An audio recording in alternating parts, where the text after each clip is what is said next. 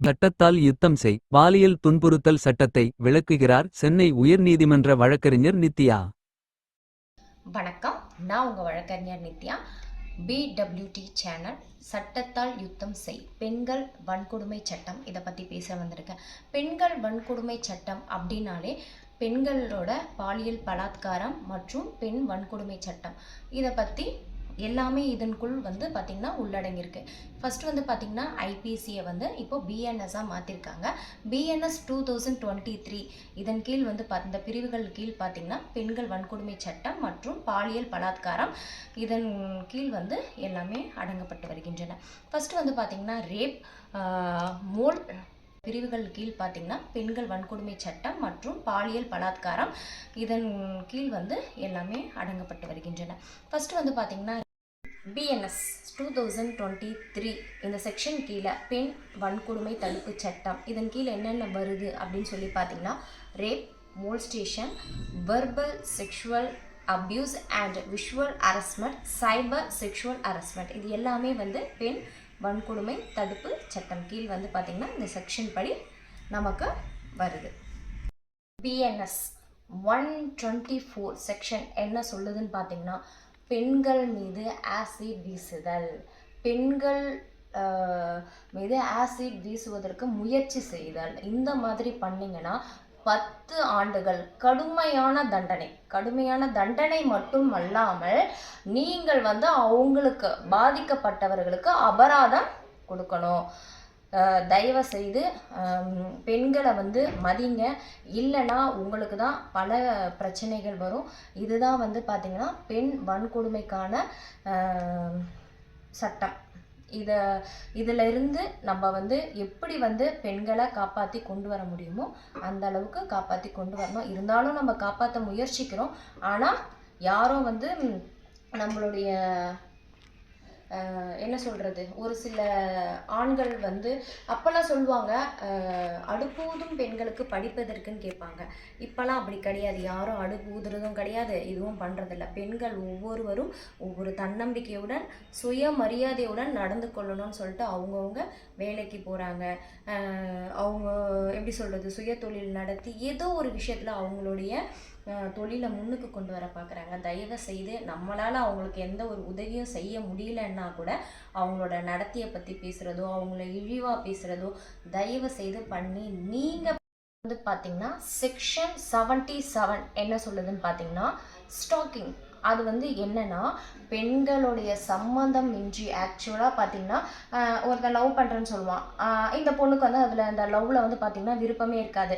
அந்த விருப்பம் இல்லாமல் அந்த பெண்ணை போயிட்டு பின்தொடர்ந்து போகிறது, அந்த பெண் பின்னாடி சைகை காட்டிட்டு கேலி கிண்டல் பண்ணுறது. இப்போ பார்த்தீங்கன்னா இதான் இந்த சோசியல் மீடியாலலாம் பார்த்தீங்கன்னா பெண்கள் அவங்களுடைய தொழிலை பற்றி அவங்க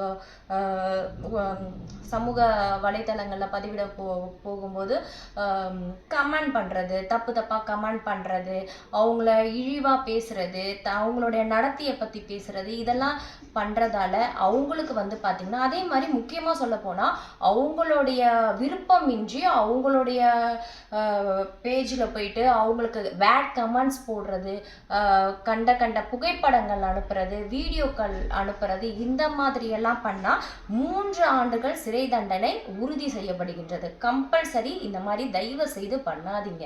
ஏன்னா பெண்கள் பார்த்தீங்கன்னா அவங்க ஒரு தொழில் தொடங்குவதற்காக அவங்கள ஒரு தொழிலில் முன்னேறி வரத்துக்காக தான் அவங்க வராங்க. தயவு செய்து அவங்களோட நடத்தையை பற்றி பேசுகிறது, அவங்கள இழிவாக பேசுகிறது, இந்த மாதிரி கமெண்ட் பண்ணுறதெல்லாம் வச்சுட்டிங்கன்னா உங்களுக்கு தான் 3 ஆண்டுகள் சிறை தண்டனை வாங்குறது மட்டும் இல்லாமல் இப்போ பிசிபி கூட கிடையாது. பிசிபி சாப்பாடு கூட ரொம்ப கஷ்டப்படுறாங்க. அந்த அளவுக்கு ரொம்ப இப்போது சிறை தண்டனை பார்த்தீங்கன்னா ரொம்ப கடினமாக இருக்குது. அதனால் இந்த மாதிரி விஷயங்கள்லாம் தயவு செய்து பண்ணாதீங்க. செக்ஷன் 75 என்ன சொல்லுதுன்னு பார்த்தோன்னா பெண்களை தவறாக தொடுறது, பெண்களை தவறான நோக்கத்துடன் பார்க்கறது, பெண்கள் இப்போ வேலை செய்கிற அலுவலகத்தில் பார்த்தீங்கன்னா அவங்க போகும்போது வரும்போது தவறான பார்வையில் பார்க்குறது, அவங்கள போயிட்டு இப்போ அவங்க ஒரு வேலை செய்வாங்க பின்னாடி அவங்களுடைய நாலேஜ் இல்லாமல் போயிட்டு டச் பண்ணுறது, இந்த மாதிரி பாலியல் தொந்தரவு பண்ணுறது, பாலியல் சீண்டல் செய்கிறது, இதுக்கெல்லாம் பார்த்தீங்கன்னா 3 ஆண்டுகள் சிறை தண்டனை மற்றும் அபராதம் விதிக்கப்படுகின்றது.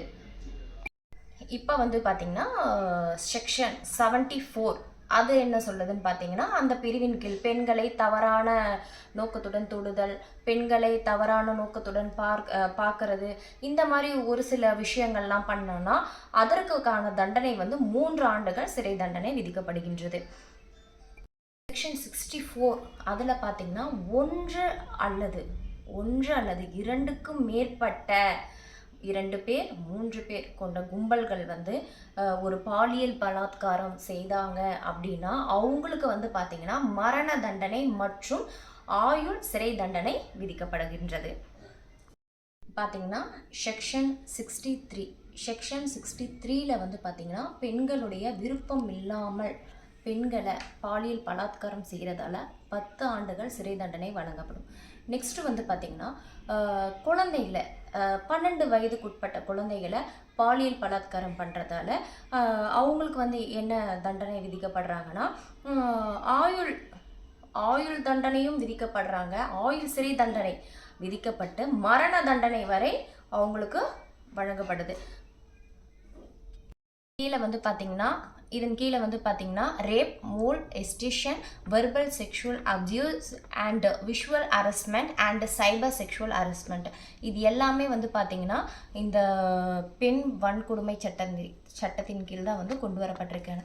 இப்போ பெண் வன்கொடுமை சட்டம் அப்படின்னு என்ன சொல்லி நம்ம பார்த்தோன்னா இதன் பிரிவுகள் என்னென்ன இருக்குன்னு பார்த்தீங்கன்னா 63, 64, 65 நெக்ஸ்ட் வந்து பார்த்தீங்கன்னா இந்த ரேப் இந்த மாதிரி ஒரு சில பிரிவுகளின் கீழ் வந்து பெண் வன்கொடுமை சட்டம் வந்து கொண்டு வரப்பட்டிருக்காங்க.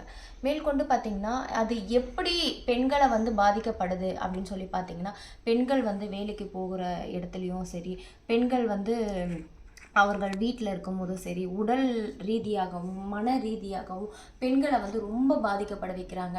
இப்போ வந்து பார்த்திங்கன்னா ஒவ்வொரு பிரிவுகளுக்கு கீழ் பார்த்திங்கன்னா ஒவ்வொரு வழக்குகள் வந்து நம்ம தொடரலாம். என்னன்னு சொல்லி பார்த்திங்கன்னா பேச வாய்ப்பளித்த BWT சேனலுக்கு என்னுடைய மனமார்ந்த நன்றியினை தெரிவித்துக் கொள்கிறேன். தேங்க்யூ.